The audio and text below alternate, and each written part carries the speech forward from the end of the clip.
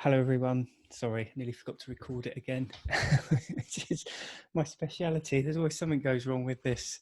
I've only got about 4 things to remember, and I always manage to forget at least one of them. Welcome to the Friday Night Live. I've just come from Dawn's party. I feel like years ago when I was young and used to go out, you'd have 2 parties on the same night. You'd have to rush away from one to come to the next one. So for you, those who don't know, Dawn's 4 years sober today. So fantastic.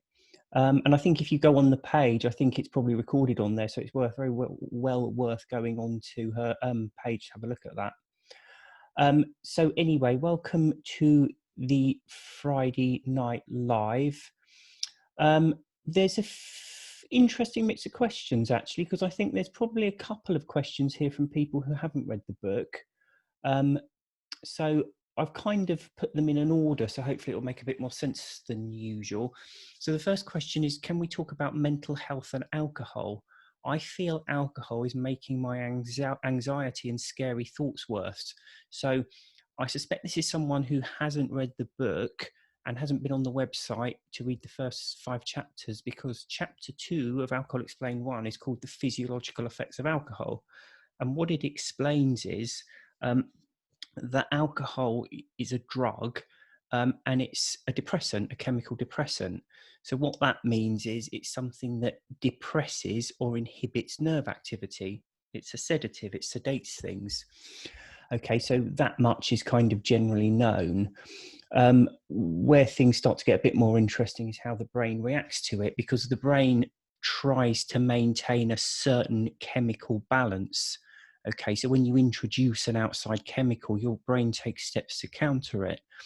And what it does with alcohol, it does a few different things, but what it amounts to is it becomes hypersensitive. So it can work under the sedating effects of the alcohol. And then when the alcohol wears off, you're left with a period of hypersensitivity, which manifests itself in anxiety and feeling scared. So alcohol is definitely making your anxiety and scary thoughts worse. There's a chemical element to it. One of the ways it's sometimes helpful to think of it, imagine if you're in a car and you're trying to go at a steady 30-mile-an-hour pace. Okay, so you're just sat there with your foot, a set amount of pressure on the accelerator, just chugging along at 30 miles an hour, and then you hit some kind of muddy terrain. So your car slows down, so you have to push your foot down harder to keep that 30-mile-an-hour pace. But when you suddenly hit the normal road again and come out the mud, you're going to shoot ahead really fast. And that's essentially what your brain does.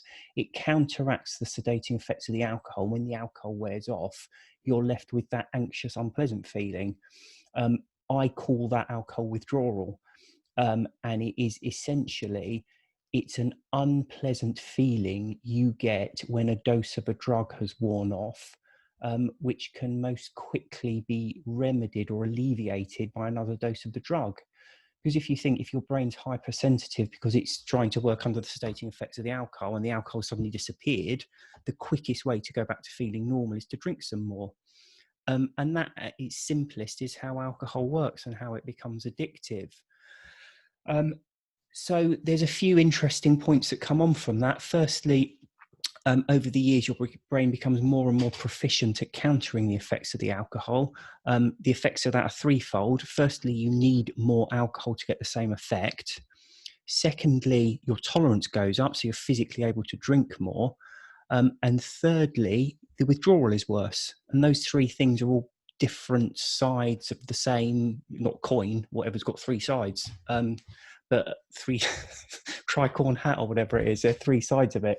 They all go hand in hand. People who can drink more get worse withdrawal, and they have to drink more to get the same effect. So that really is as simply as it can be. And I do urge everyone, if you don't want to read the book, don't, but please do go on the website and have a look on there. As I say, the first 5 chapters are in there. This mechanism is explained in chapter 2, so it's all on there. The next question then is, can you go into what usually happens to someone who starts drinking again after a period of abstinence, for example, a year? Right, so leading on from the previous question, okay, so you've got that concept in mind about alcohol withdrawal. And what you also start to understand is that everybody has alcohol withdrawal. Okay, for most people, it may be extremely minor. They may not even notice it, but they will feel slightly more anxious and out of sorts the following day. There's a colloquial term for it now. People refer to it as hangxiety, and it's that anxious feeling you get after you've been drinking. There's the chemical element to it. But of course, if that was all it took to make an addiction, everyone would be hopelessly addicted to alcohol. So where the addiction comes in, there's a few elements, but one of the most important ones is a psychological element. Most people, or no, I don't think that's even true, most people, who you would think of someone who can take alcohol or leave it and is no way addicted to it, would be someone who has a couple of drinks only, so they generally drink less, so the withdrawal is not so bad. But secondly, they either don't notice the withdrawal, or it would never dawn on them to have another drink to get rid of it. Okay, so someone might go their whole life just having one or two drinks. They will suffer an unpleasant, anxious feeling, but it will be fairly minor, but they will just get on with their lives and it just won't do anything to them. Whereas when you've been drinking for several years, what starts to happen is your subconscious starts to learn that that unpleasant feeling can be relieved by another drink. Okay, and that's why people talk of addiction as learned behavior. It's learning that when you get that unpleasant feeling when alcohol starts to wear off, another drink will relieve that feeling. Okay. Because it's learned behavior, it cannot be unlearned. And that's the problem with it. So if you take someone who's got a drink problem and they stop drinking for a year, 10 years, even 50 years, the problem is when you go back to it, they will have an alcoholic drink. Their brain will react to that alcoholic drink. The alcoholic drink will wear off and they will have a feeling of anxiety. And their brain will look at that feeling of anxiety and interpret it as, I want another drink. That's why moderation is so difficult for people. Okay, because all that happens when you take a drink, it wears off and you get an unpleasant, anxious feeling and you want another drink to get rid of it. You don't want it in a week, in a month, in an hour, in half an hour. You want it now. Okay, and that's why moderation for most people tends to be short term. If they can maintain it, it's very short term. It's never the ideal thing we think it is, because it's not people thinking, oh, I have a drink and that's fine, I enjoyed it and now I'll just get on with my life. It's the reality of it is people are sat there having the first drink and then obsessing about the next one but not having it. And that's what moderation is. It's not pleasant for most people. The next question, that's what happens after. So don't think you can have a break from alcohol and go back to it as if you'd never drunk. Okay, and that's not just true for alcohol. Every drug has a take it or leave it stage. Okay, the quicker the drug hits your bloodstream, the quicker your brain will interpret the cause and effect, either withdrawal with taking another dose to relieve that withdrawal. Okay, and when it's learned, it can't be unlearned. So that's why even people who start smoking, they may smoke just on social occasions when they start, but when they start smoking regularly, it's impossible to then backtrack. So all addiction is a one-way street. You can never go back to a previous stage of it. The next question, almost made it 3 months, but had some wine 16th of October, 27th of October, 2nd of November. I made sure I only bought one of those half bottles of wine each time. I used to drink a bottle a night for 20 years, have not had anything since 2nd of November. Does your body brain start all over again in the healing process as if it had never had a break from alcohol? Hope this question makes sense. Yes, it does make sense. So a couple of points there. Firstly, you kind of note the thing with the dates. I've had it 16th of October, 27th of October, 2nd. That's what moderation is for most people. It's obsessing over whether you've drunk or haven't drunk.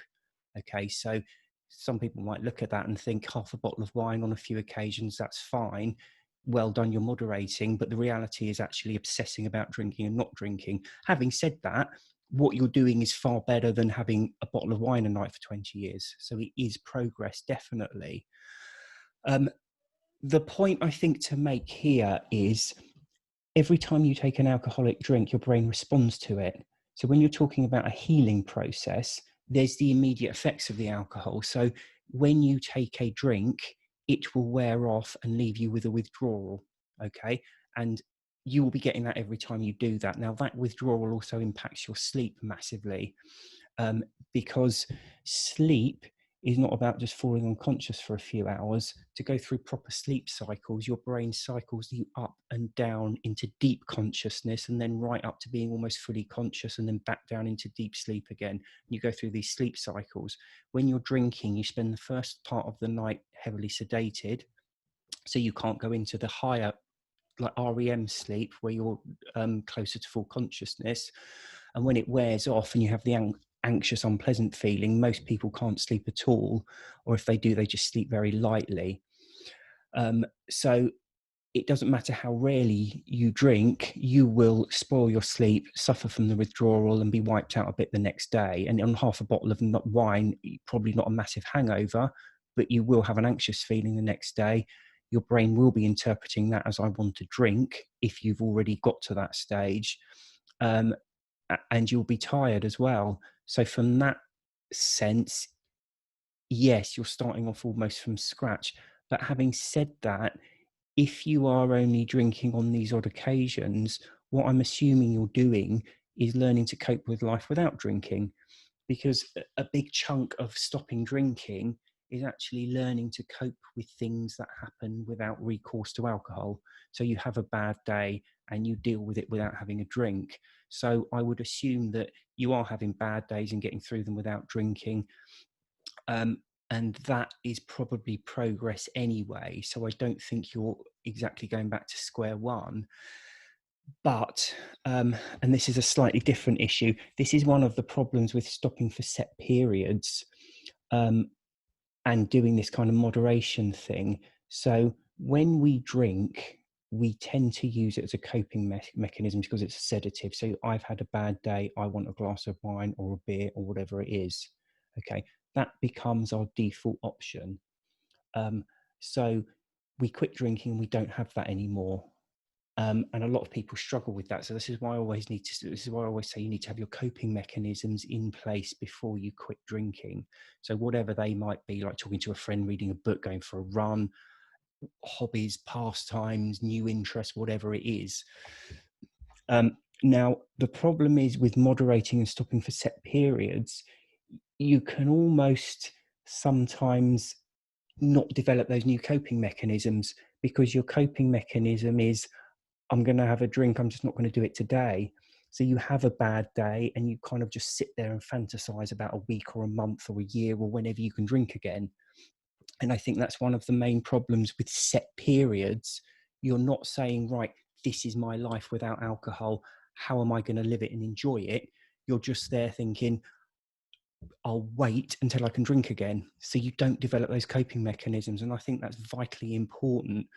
And this is why I think for some people, falling off the wagon can be more damaging than others, because if this is your life, if you're saying to yourself, right, I really need to stop drinking, but I'm not going to, I'm just going to cut back, and you have a bad day, how are you coping with that bad day? You're going for a walk or talking to a friend or reading a book to cope with it, or you just sitting there thinking, that was awful, I can't wait till I can drink again.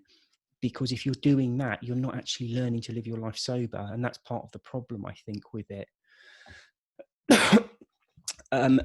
The next question, for those in very early days of sobriety, following wake-up call, devastating effects of alcohol and wider implications. I'm not entirely clear what question that is, but I think I'm being asked to, I presume people who stop drinking because of health problems and how to cope with that. And there was another question as well. How long does it take for your body to recover from regular, heavy, daily drinking, bottle of wine plus a day for more than 10 years? Does it ever fully recover? Or are you always higher risk for cancer, heart attack, stroke, etc.? So the honest answer is I don't know. I know with smoking, they say you, after 20 years, you are statistically as likely as a non-smoker to get smoking related illness. So i.e. after 20 years, that's where you're statistically in the same bracket as a non-smoker. But the problem is, this is all statistics. Okay, so you could stop for 20 years and then get smoking related lung cancer or something. Everybody is different. What I would say is, people think that the biggest killer with drinking is damage to your liver. It isn't, it's cardiovascular. Okay, it's heart problems. The reason for that is, although alcohol is a sedative, so you think it slows things down, it actually speeds your heart rate up because of the way your brain reacts to it, which it releases loads of stress hormones and adrenaline to try and counter the sedating effects of the alcohol, which speeds your heart rate up, which is why when you drink loads, your heart rate goes up. Um, if you get your heart rate up through exercise, your heart becomes stronger and you become fitter. If you get your heart rate up through use of a chemical with no associated physical activity, your heart does the exact opposite. It becomes weaker. Okay. So over the years, it does massive damage to your heart.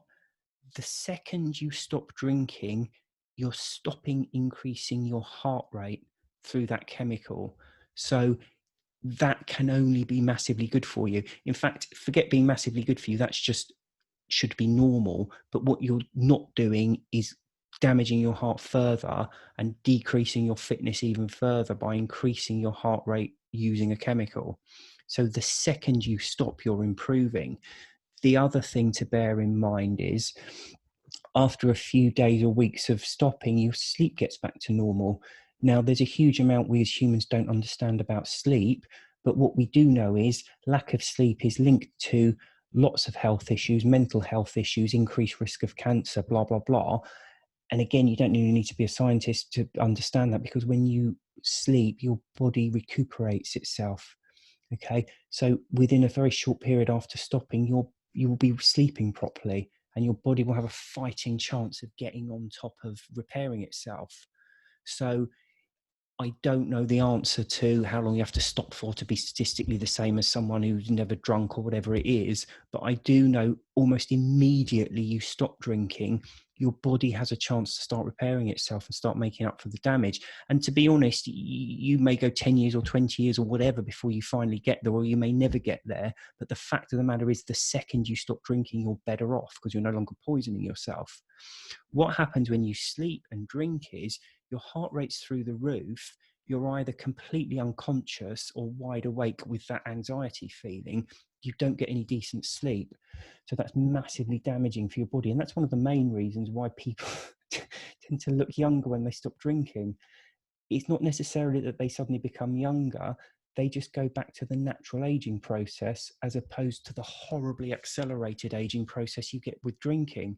Because when you're drinking, you're just not sleeping properly and you're just hammering your body with a poison. So your aging process just jumps ahead in leaps and bounds. The next few questions are about all the holidays. Sorry, happy Thanksgiving for yesterday for anyone in America watching. We tend to don't have Thanksgiving in the UK, so it kind of gets lost on us a bit. But I know this is a particularly difficult time because I think today's the equivalent of our Boxing Day, which is just after Christmas, which is obviously a hugely massive holiday for people, and obviously a big drinking thing for most people as well. So there's a few questions. So strategies for holidays. It's the hardest part of being sober. I have to constantly remind myself I'm not missing out when I don't drink.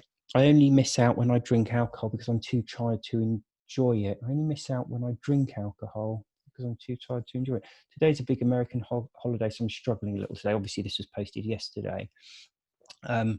Someone else put, how do you turn around decades of drinking and more so on holidays around, bombarded with TV advertising, grocery store displays, movies, magazines, and social media are all filled with happy people all together drinking and having fun. This time of the year brings on struggling for sure. Thanks, William. And then the next one, topic suggestion, coping with Christmas. So a few things. Yes, all these images of happy people all together drinking. But they'd be happy if they weren't drinking, presumably. And again, that old thing that I say about 8 billion people on the planet, approximately half of them drink alcohol, half of them don't, either because it's not available, can't afford it, religious reasons, social reasons. But 4 billion people on the planet live their lives without drinking. Okay, they laugh and they bond and they chat to each other. They just don't need a drug to do it. So that's the point with it. The problem is that we are, if you're in America or the UK, you are in a very alcocentric society. And most of the time you go out, you're in the minority, which can make you feel a little bit isolated, admittedly. What I would say with all of these things is, it is different when you're not drinking, okay? When you're drinking heavily, these holidays and celebrations become about the alcohol. Yes, there's some nice food and you see relatives and blah, blah, blah, blah, blah. But what you're really interested in, it's a day where you just get to drink as much as you like. So you can start early and you can just keep drinking, and it's almost free reign to give your addiction, just keep feeding it all day. Okay. So when you stop, it's no longer about the alcohol, it's about the actual holiday. So it's genuinely about the nice food, the seeing the friends and all the rest of it. This is what you need to bear in mind with these things. They are enjoyable, they're inherently enjoyable. Okay, you just sit around all day eating food. What can be wrong with that? So don't get bogged down in all the alcohol side of it. People are together and happy and laughing, not because they're drinking, but because they're together with other people and friends and family. That's the happiness in it. In fact, most of the time, what you will see is alcohol does what it always does, which is bring on the arguments and all the rest of it. So with alcohol, and I remember Dawn mentioned it in her live a few minutes ago, but you're not a pleasant person when you're drinking, because one, you're tired all the time, which makes you really bad tempered, but also alcohol anesthetizes, it has a heavily anesthetizing effect on those parts of your brain that regulate emotion. Okay, so if an emotion is triggered and you've been drinking, your brain can't subdue that feeling, so it just flies off. So something minor happens and annoys you, and you suddenly turns into a full-blown fit of rage. So people who are drinking sort of regress to the sort of 4 or 5 year old toddler tantrum age. Anything that happens gets blown up out of all proportion. People become argumentative. You'd think it would be useful, because emotions like happiness and laughter should also work that way. But the problem with drinking is, because it dulls you and makes you feel tired and it robs you of your sleep, and when it wears off, it makes you feel a bit anxious and grumpy, it tends to kick off negative emotions. And that's why there's such a huge correlation between drinking and violent crime and abuse and all the rest of it. Loads of it's tied with alcohol.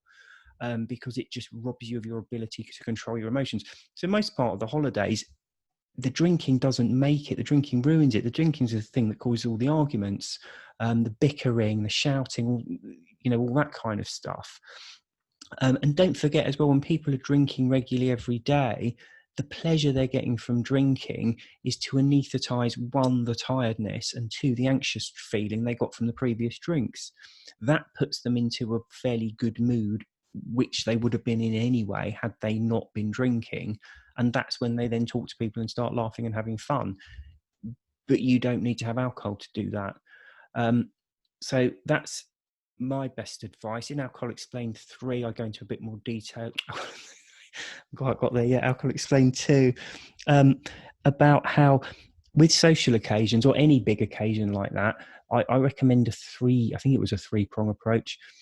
One is to firstly, we tend to idolize drinking. So we idolize these situations. So we think about Christmas and we think about, mulled wine and a roaring fire and blah, blah, blah, blah, blah. Most of the drinking isn't like that. Most of it's half asleep, stuffed full, trying to force down something you're not really enjoying in front of the TV. It's not particularly glamorous or pleasant. So firstly is to recognize that your view of this wonderful event drinking is false anyway. Secondly, try and look for the genuine pleasure in the event. So for Christmas, it's nice food, it's just sitting around at home for the day, watching TV, doing things that are inherently enjoyable. You're not at work apart from anything else, which for most people is a bonus.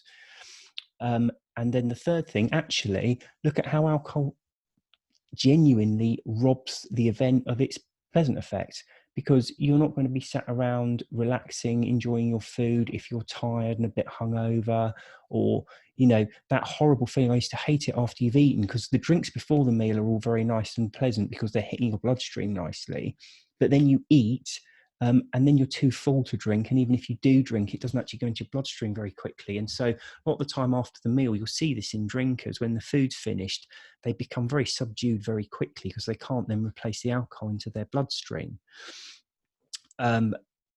It's a drug and it spoils things. I think it really is that simple. You just need to see it for exactly how it is. The next question is about blackouts. So this is an interesting one. Alcohol again, this is all theoretical. People don't have a definite answer to this, but the current prevailing theory is that memories go into your you have a short-term memory and a long-term memory, and memory is obviously everything's in your short-term memory, and then some of it passes into your long-term memory. And an example is this talk, in that I kind of remember the topics I've spoken about in this talk, so I can refer back to them, but in a week's time or a month's time I won't remember a word of what was covered in this. So the brain works by short-term memory, where you remember things just for, half an hour, 20 minutes, an hour, whatever, so that you can function day to day. But most of that's just binned afterwards. You don't need it, apart from some things which are then going to your long-term memory. Now, what people think is that alcohol stops memories passing from short to long-term. So you can end up in a very strange situation where, particularly if you're a secret drinker, you might not be intoxicated particularly, but you can wake up the next day and have no memory of what you did the day before. So that's the memory part of it. The other part is the difference between when you're intoxicated to when you wake up the next day, because alcohol is a sedative. It tends to destroy or sedate your inhibition. So you do stupid, irresponsible things. It messes with your emotions. So you become even, you think something's really hilarious, but actually it isn't. Or someone really annoys you and you just really lose your temper at them and want to hurt them. That's what you're like when you're intoxicated. You're very emotionally unstable. Your inhibitions are gone. So someone does something minor to you, you fly into a complete rage and go really over the top with them. Okay, that makes sense when you're drunk, but when you wake up the next day, you're in the withdrawal phase. So everything's scary and unpleasant. And you look back at the things you did when you were drinking and think, oh my God, how could I ever have done that? People start to feel they're almost schizophrenic. It's not at all. It's just how your brain's working when you're drinking compared to how your brain's working when you're in the withdrawal phase afterwards. But of course, if you then factor in the memory loss, it can be horrible for people, because they wake up and see things on their phone or messages or stuff, and they think, how and why could I have done that? That's just not me. Well, the fact is, it isn't you. No, it's not you normally, but when you're interfering with your normal brain chemistry with use of a drug, yes, that's everyone. That's just how it works on people. So that's blackouts. This is an interesting one. It would be interesting to know if it's normal through stopping drinking for anxiety to kick in. I'm struggling with wanting to see people for fear of temptation. Maybe me just being careful. So I think there is a possibility when you stop drinking to kind of fear social situations, because alcohol is a lot of people's crutch to go through social situations. Actually, social situations aren't or shouldn't be that scary. Don't forget, a social situation, there's never a physical threat there. We, particularly English people, our biggest fear in the world is public humiliation or embarrassment. So in many ways, social situations are just the bane of our existence. But actually, the only way you can get through it is just to be brave and go. Just go to a social situation and know you're not going to drink, okay? And if necessary, you're going to leave early, but just do not drink. And what you will find is they're not as bad as you think, but it's one of those things, you do have to face your fears. I would also say, and Dawn mentioned this in her talk, smoking doesn't help. So this is something that people don't necessarily think an awful lot about. We don't talk about it much because it's the Alcohol Explained group, not the Nicotine Explained group. But the fact of the matter is, nicotine is quite a powerful stimulant. So it does a similar but kind of reverse thing to drinking, in that it's a powerful stimulant, so your brain tries to counter it, so that when it wears off, you start to feel groggy and unpleasant and a bit nervous and out of sorts, and you just don't feel right. And it's again just messing with your brain chemistry. So another dose of nicotine makes you feel a bit more relaxed and confident. All it's doing is relieving the withdrawal caused by the previous dose. But because you relieve the withdrawal when you're smoking and you suffer the withdrawal when you stop smoking, you're kind of fooled into thinking that the cigarettes are benefit. But the problem with smoking is, whereas alcohol intoxicates you, nicotine being a stimulant, when you smoke a lot, it puts you more on edge. And this is one of the reasons why drinking and smoking goes so much hand in hand. Smokers tend to be in one of two phases, either suffering the withdrawal or they're smoking, in which case it's almost like drinking too much coffee. You're kind of a bit on edge anyway, in a different way. And that's why drinking goes so well with it, because it sedates the feeling, the stimulating feeling of the nicotine. It's just ridiculous, but you're taking like a stimulant and depressant at the same time to kind of cancel each other out. So it can seem quite a big thing and quite intimidating, but it is well worth trying to quit smoking, because quitting drinking is easier if you're not smoking, because smoking keeps your brain in a different way, but keeps your brain chemistry messed up. So you're not quite at your best, most relaxed, most confident while you're drinking or smoking. So that's just something to bear in mind. But specifically with social situations, what I would suggest, I mean, we're in lockdown at the moment anyway, so your opportunity to do this is probably fairly limited, but try to go out somewhere where you can just walk away and leave. So not a sit down meal, but go and meet friends in the pub. And all you say to yourself is, I'm going to stay there until I really can't bear it, and then I'm going to leave. And that's it. And what you'll probably find is, one, you last a lot longer than you think. And two, as long as you don't start panicking, you should actually relax and enjoy yourself. And that can be a huge boost to you as well, because for most people, the biggest fear in stopping drinking is, I won't enjoy social situations again. So actually doing a social situation and enjoying it can be massively powerful in boosting your sobriety in early days. So this is a good one. I'm interested in knowing how to handle a boyfriend who repeatedly asks me to taste his beer when we go out, even after I told him I've stopped drinking. Today being Thanksgiving, he decided to bring over a bottle of wine today to have with dinner. He surprised me with it, and it ended up going back home with him unopened. I was okay with the first 4 times of him trying to get me to order a drink with dinner and me ordering a soda instead, but the wine bottle irritated me because he's not hearing me. I'd like to know what else I should say and do. Thanks. I love that people are asking me how to handle their boyfriends now. Not my area of expertise, but this is an interesting dynamic, okay? Because most of the time when people quit drinking, or the old-fashioned way of quitting drinking was, I'm an alcoholic, there's something badly wrong with me, so now I'm just going to be miserable and grit my teeth and try not to drink for as long as I possibly can. So other people that were still drinking were kind of sympathetic and felt sorry for you.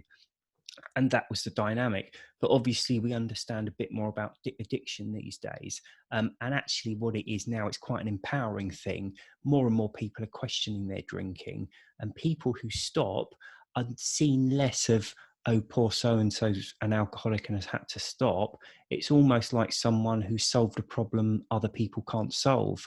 So the dynamics really changed, which is great in a way.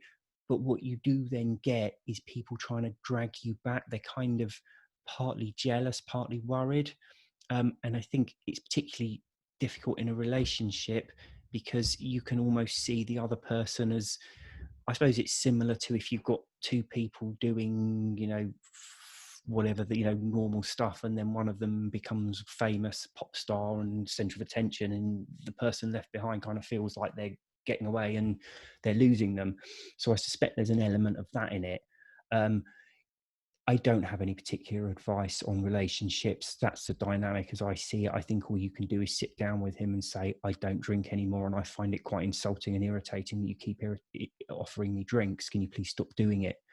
But as I say, I'm not really the person to talk about relationships particularly.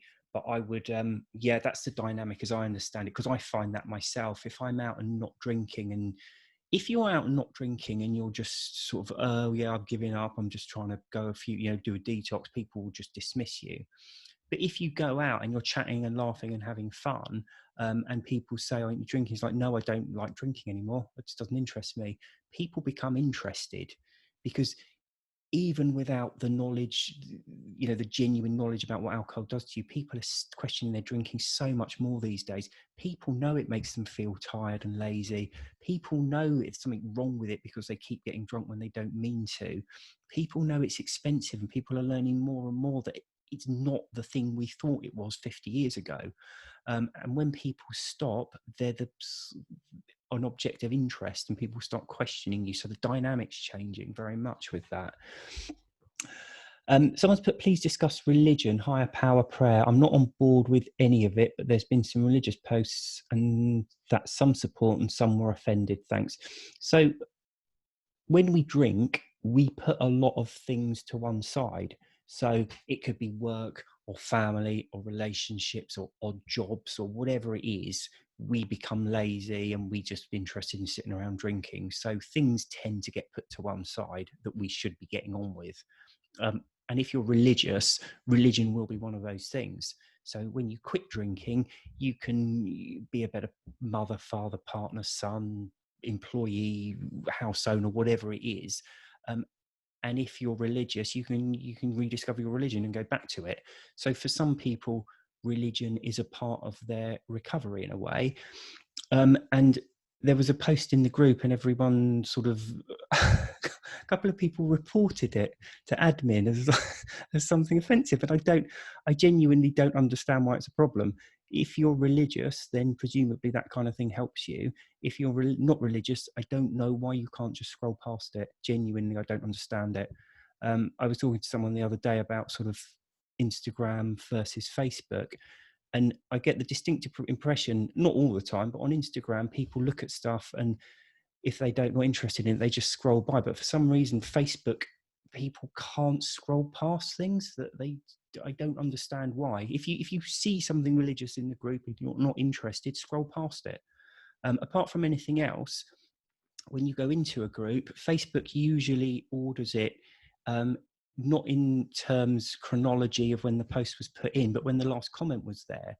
So when people jump in and start me about a post, all it does is keep it right at the top of everyone's news feeds. So if there's something on there, I say, like, being part of a group like this, it's as much your responsibility to not take offense as to not give it. You don't have to go into every post and moan about it just because you don't agree with it. Someone here's put, how do you see the relationship between alcohol consumption and advertising marketing? Do we buy into the alcohol or the image of it? Because from my experience, everything I aspire to can only happen when free of alcohol, feeling good, looking good, leading a fulfilling life.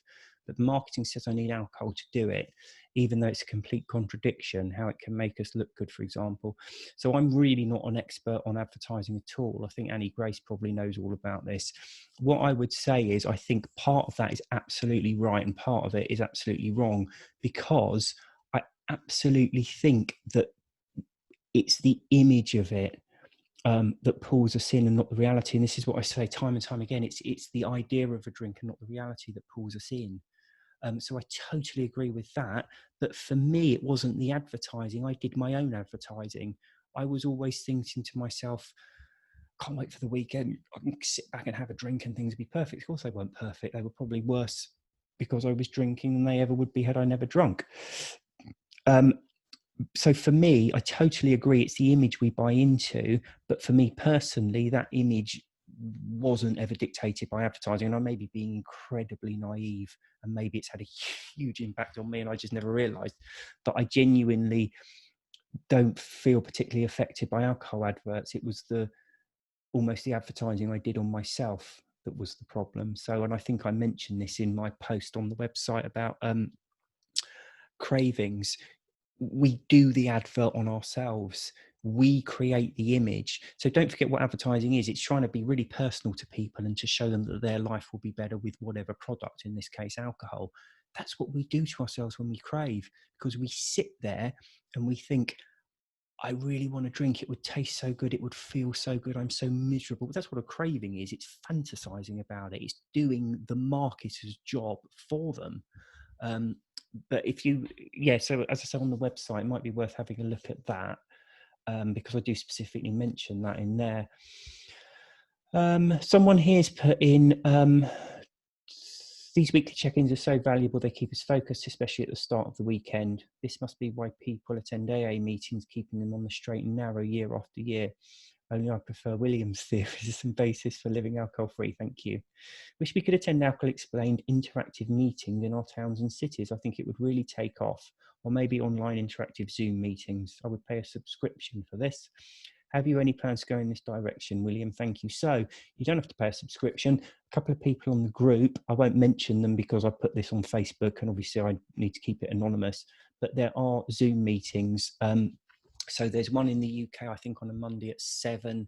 There's one in the US, I can't remember what time. They are on there. I always mean to get into them, but I struggle with young children to sit down at 7. And I think the other one's at midnight UK time. So I'm long in bed at that point. But if the timings don't add up for you, feel free to just put in another one yourself. So you don't have to pay a subscription, but if you want one, please do set them up. Yeah, as I say, I keep meaning to try and dial in for one of them, and I intend to at some point, but I'm not quite managed it at the moment. But I think they're an excellent idea. I think they're really good. So I would actively encourage that. And if someone does like an evening UK one, I'll certainly try and dial in for it. So the next one, Craig Beck writes that using hypnosis, we can bypass the conscious mind and implant positive corrections directly on the subconscious. What do you think about hypnosis as a tool for reprogramming the subconscious mind? Does that also work just by listening to an audiobook or CD? Can you recommend any? I don't know much about hypnosis, if I'm honest. Not my topic at all. I know that people use the term subconscious and unconscious, and a lot of people use it in very different ways.